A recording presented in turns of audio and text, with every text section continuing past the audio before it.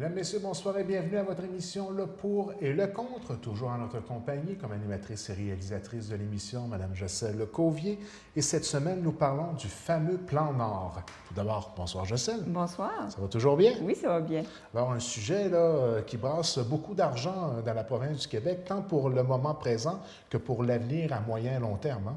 Exactement. Puis c'est un sujet qui a fait l'actualité assez récemment pour pas nécessairement des très bonnes raisons. C'est qu'il y a un très gros ralentissement dans le plan Nord.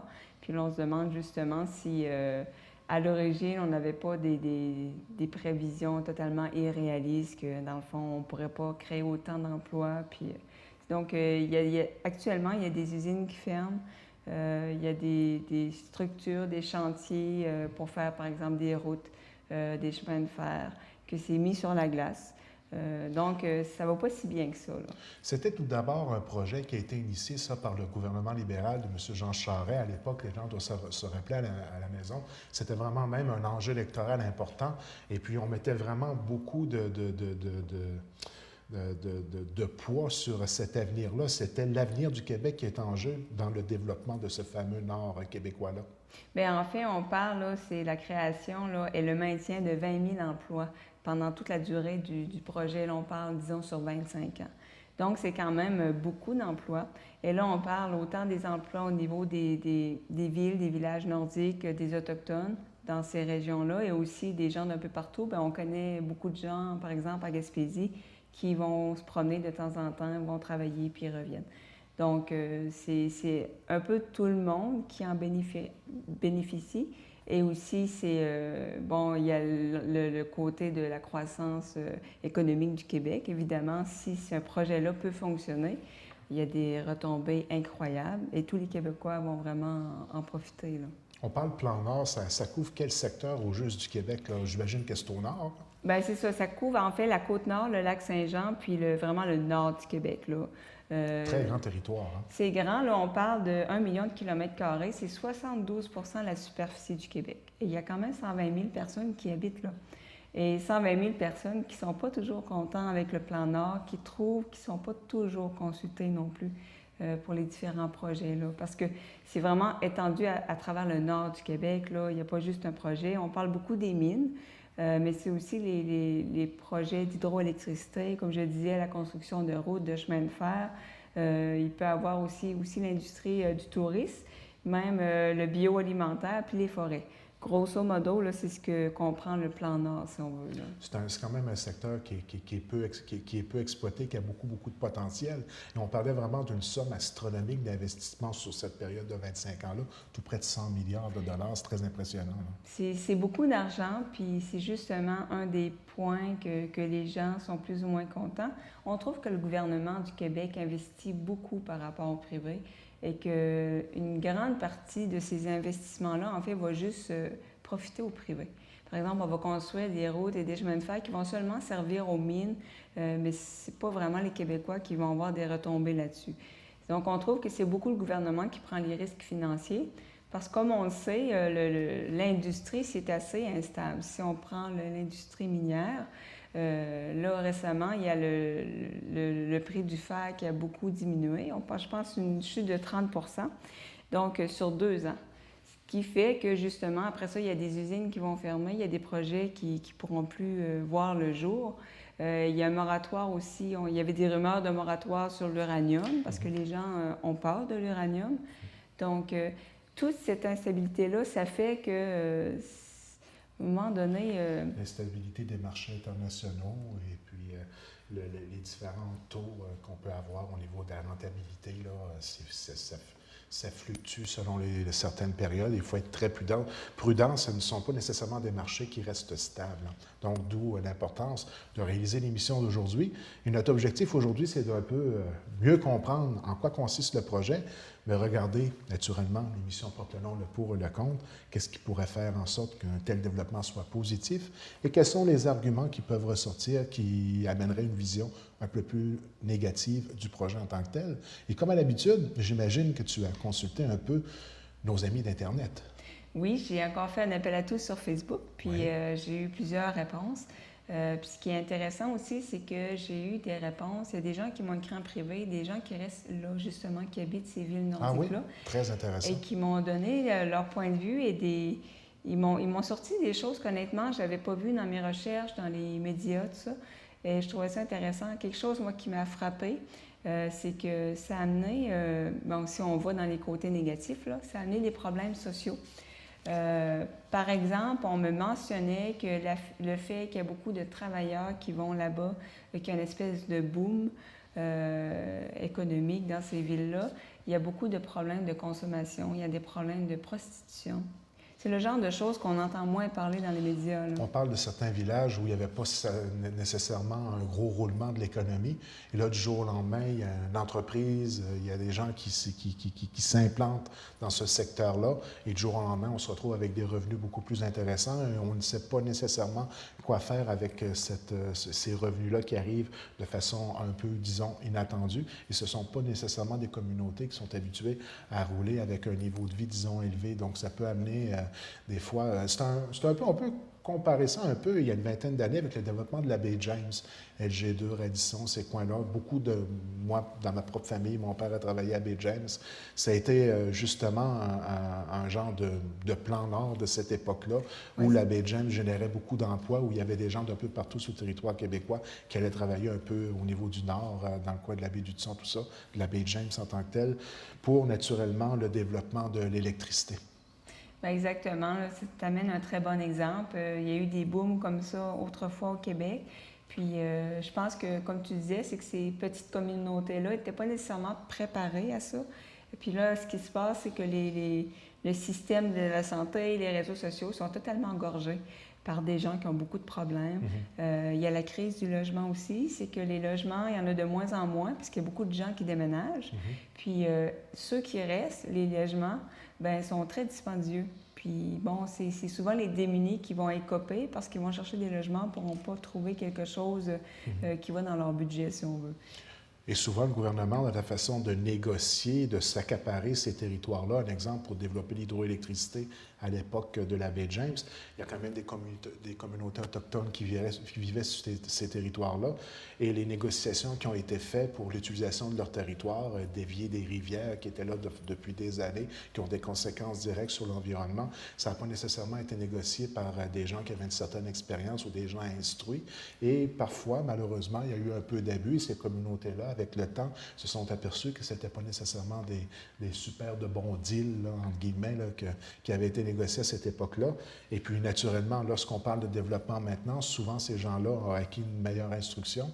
Il y a des gens qui les représentent maintenant qui sont souvent plus instruits. Donc, on essaie de ne pas refaire les mêmes erreurs qui ont été faites à l'époque pour un développement autre que l'hydroélectricité. Là, on parle du secteur des mines, secteur des mines, et puis j'oublie là, les autres structures, mais il y a même encore des projets d'hydroélectricité là, sur le territoire. Oui, exactement. Puis au niveau des communautés autochtones aussi, quelque chose qu'on reproche, c'est que ça divise les communautés parce que d'un côté, il y a une partie de la communauté qui est contre ce genre de projet-là parce que, comme tu disais, disons, un projet hydroélectrique, bien, on va dévier des rivières, puis ça va évidemment affecter le milieu naturel. Mais il y a une partie de la communauté qui est pour parce que ça va être de l'emploi. Donc, on a l'impression parfois que le gouvernement leur donne un bonbon pour faire passer la nouvelle mieux, si on veut. Donc, c'est quelque chose que les communautés reprochent parfois au gouvernement. Un bel exemple dans baie James, c'est lorsque la structure est terminée et puis qu'on en est à l'exploitation, souvent avec l'informatisation des infrastructures, ça génère pratiquement plus d'emplois. Et puis, on parle des villes qui pouvaient être 2, 3, 4, 5 000 habitants dans le rush du travail, puis se retrouver par la suite à 700-800 habitants, ça fait pratiquement des villages fantômes. Bien, c'est ça, c'est aussi une réalité qu'il ne faut pas... Il faut faire attention. Tu sais, des Shefferville, c'est des noms qui... Murdochville, plus près en Gaspésie. Alors, c'est triste pour ces communautés-là parce qu'il ne faut jamais oublier que ce sont tous des emplois temporaires. Oui, c'est quand même sur une période échelonnée sur, disons, 25 ans. Puis, ce qu'on reproche aussi, c'est que ça ne s'adresse pas à tous les... On dit que c'est tous les Québécois qui peuvent travailler dans des projets comme ça, mais c'est des emplois surtout masculins. C'est pas le côté féministe de la chose. Non. C'est que ça s'adresse pas vraiment à tous les Québécois. C'est vraiment plus des métiers très, très spécifiques. Puis ce qu'on dit parfois, c'est pourquoi le gouvernement n'essaie pas de faire preuve de plus d'imagination et d'effort pour créer des emplois, par exemple, dans nos localités. Parce qu'on trouve que parfois, c'est une solution facile de se dire, ben, on va créer de l'emploi là, puis c'est pas grave en Gaspésie, si vous n'avez pas de job, bien, vous déménagerez là-bas, puis vous ferez 2 semaines, 3 semaines, vous vous promènerez. Mais c'est parce que c'est pas une vie qui est facile. Je connais des gens qui le font. Puis surtout si tu as une famille, si tu as des enfants, tu es là-bas, tu te sens toute seule, tu voyages, puis tu te promènes toujours d'une place à l'autre comme ça. Alors, moi, je pense que ça serait peut-être plus bénéfique si on pouvait créer des emplois dans nos localités. Ces projets-là, oui, ont leur raison d'être. Puis il y a des gens qui aiment ça, ce mode de vie-là. Mais il y en a beaucoup qui le font aussi parce qu'ils n'ont pas d'autre choix, là. Puis... Développer le plan Nord, mais pas oublier le plan Sud. Exactement, là, parce que à un moment donné, là, Oui. ben, justement, dans le temps de Jean Charest, il y avait des publicités, puis il était venu parler, puis on disait c'est la solution pour la Gaspésie. Oui, mais c'est parce que tu peux pas résumer la Gaspésie à aller travailler dans le Nord. Oui, c'est vrai. Ça s'adresse vraiment à une petite partie de la population, là. Et les lobbying sont forts lorsque l'on parle de projets qui génèrent autant d'argent. Et puis, souvent, le lobbying qui est pour la mise en place de ce genre d'infrastructure-là, de ce genre de projet-là, est terriblement fort par rapport au groupe environnemental qui les combat ou les communautés qui ne sont pas nécessairement pour un développement d'emploi durable. Parce que l'emploi durable devient important dans la discussion qu'on a actuellement, parce que tu soulignais justement que souvent, c'est des emplois qui sont temporaires. Moi, mon père a travaillé 10 ans. Au bout de 10 ans, c'était terminé, puis il a dû revenir en Gaspésie, puis étant habitué à travailler un certain salaire là-bas, il revient ici avec des conditions de travail qui ne sont pas nécessairement semblables. Donc, le fait de dire que c'est souvent des emplois temporaires, c'est pas à négliger dans la discussion. Hein? Oui, parce que ça va être généralement des emplois bien rémunérés, puis il y en a qui vont là justement parce qu'ils se disent, bon, ben, c'est un travail bien rémunéré. C'est un petit coup d'argent. C'est ça. Mais il ne faut pas oublier, comme tu dis, le retour à la réalité.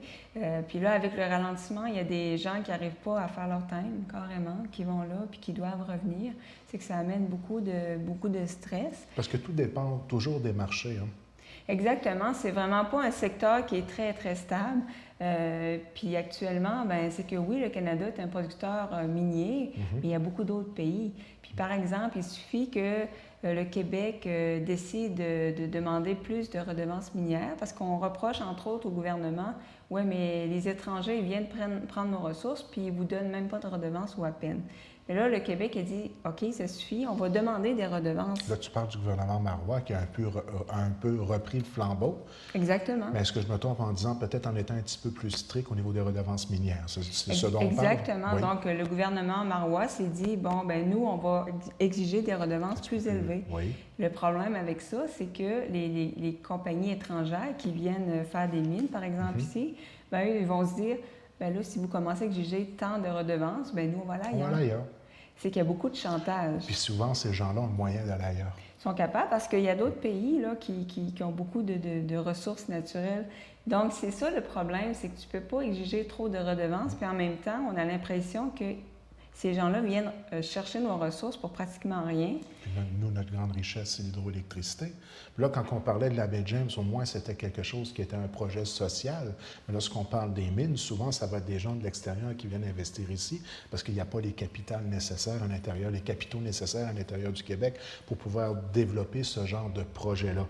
Donc, l'hydroélectricité au meilleur prix possible, les ressources au meilleur prix possible, puis vivant dans une économie capitaliste, bien là, c'est toujours d'aller chercher le plus de profit possible avec le moins d'investissement possible, malgré la volonté souvent des gouvernements.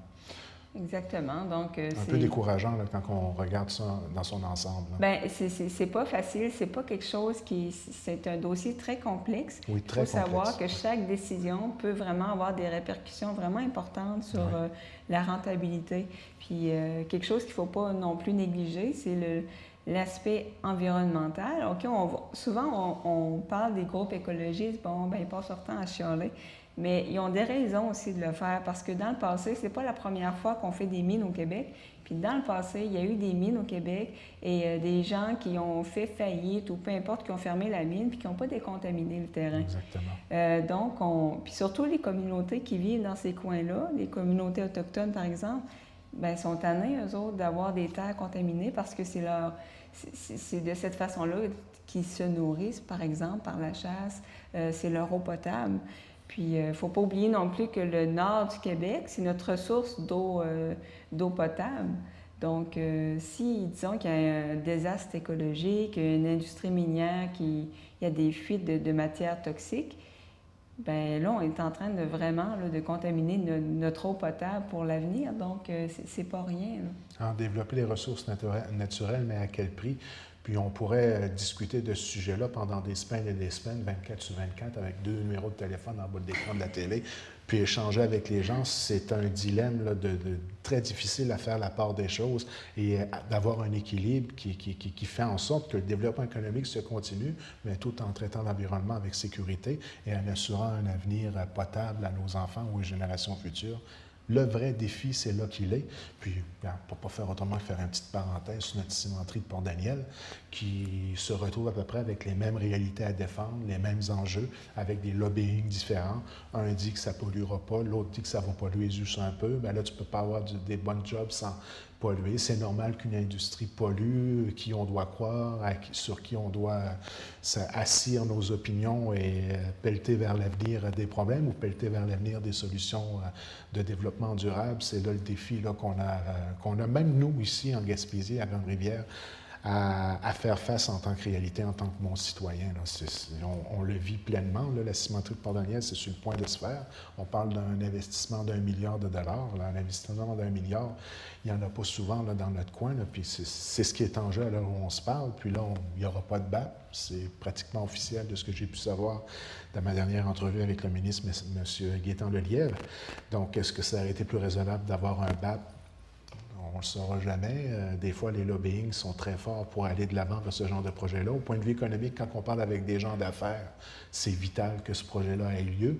Pour celui qui est ici pour la nature et la qualité de vie, puis que l'argent n'est pas bien important pour lui, cimenterie de Port-Daniel, lui, ça n'a aucune importance, ça ne change rien dans sa vie de tous les jours. Fait que ça dépend de notre position personnelle, notre éducation personnelle, puis nos valeurs personnelles aussi. Là.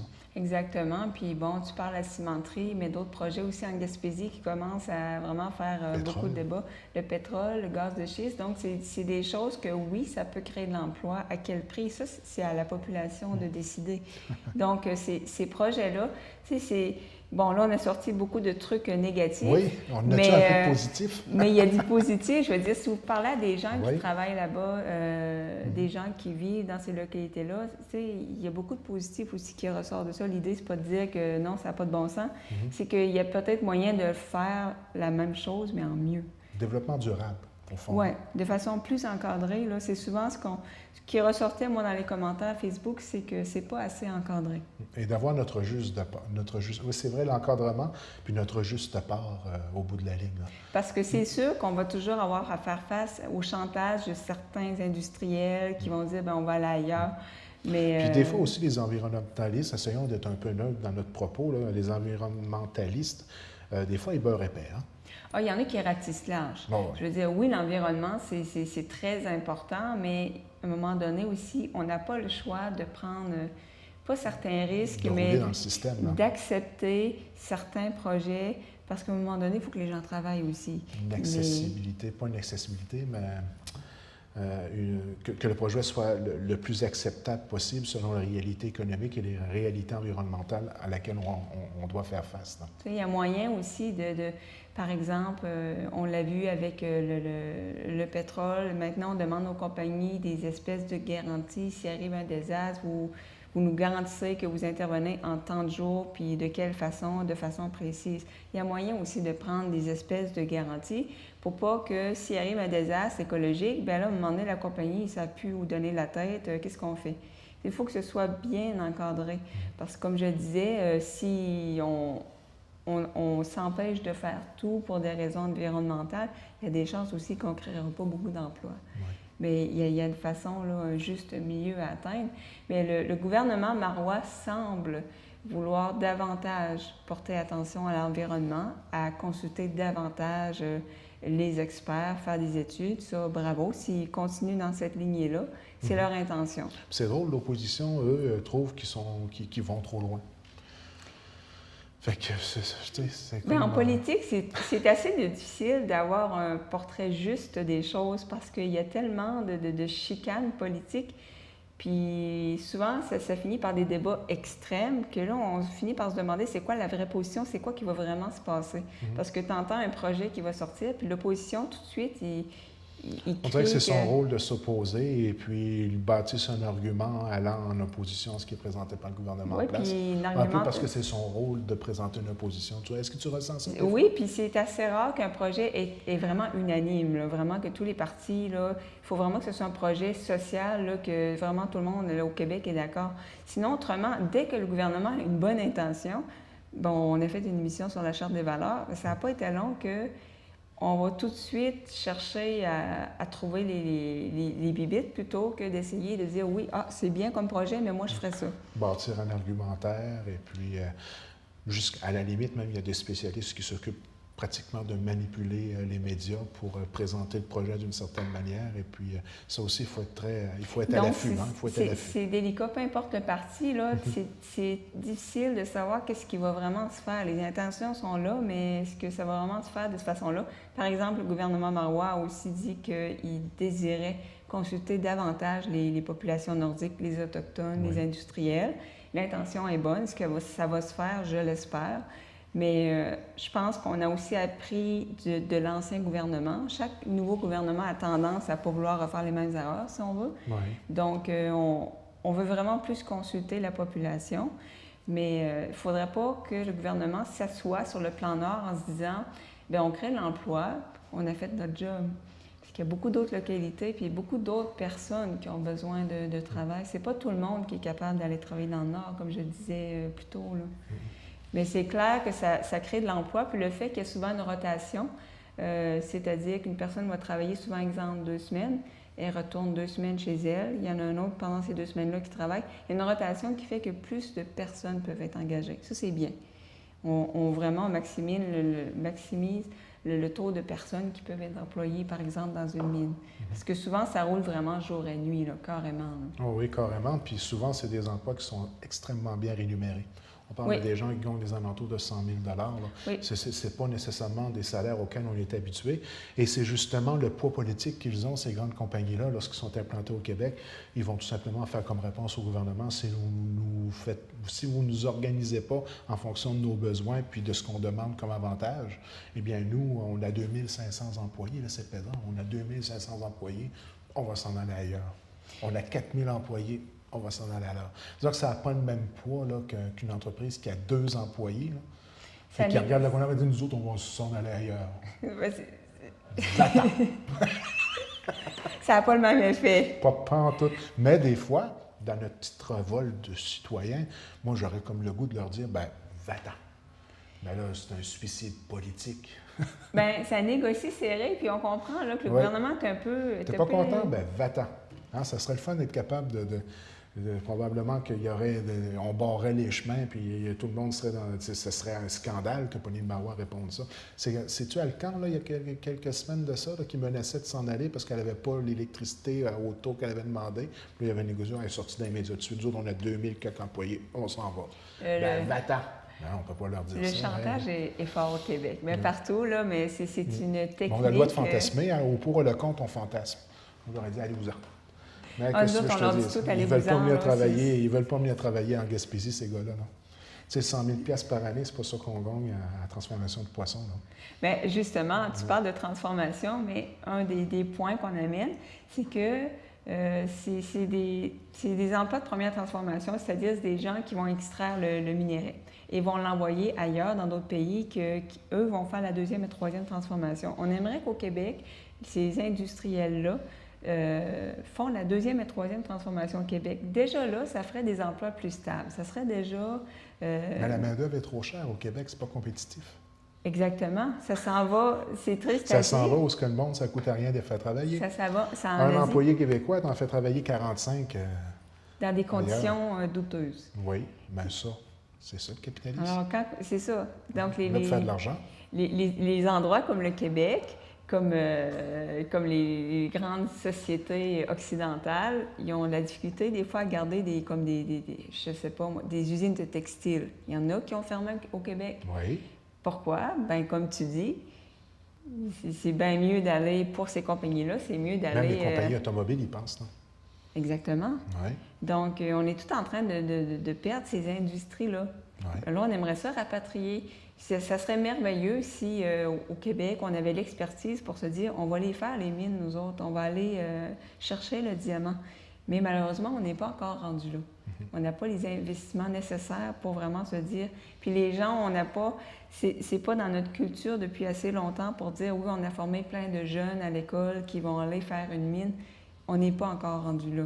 Puis quand les jeunes vont dans les écoles pour travailler pour ces mines-là, c'est des emplois tellement spécifiques que lorsque la mine va s'en aller, ils ne pourront même pas travailler dans une autre mine tellement que c'est spécifique. Ça, c'est quelque chose d'autre qu'on reproche parce qu'on aimerait que les jeunes soient formés de façon beaucoup plus générale.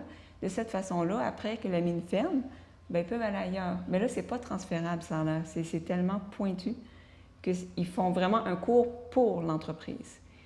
Donc ça, c'est quelque chose d'autre qu'il faudrait améliorer. Là. Mais par contre, développer le plan Nord, exploiter nos ressources naturelles, c'est ce qui ferait un peu la richesse future du Québec. Donc, on ne peut pas nécessairement non plus dire on ne le fera pas.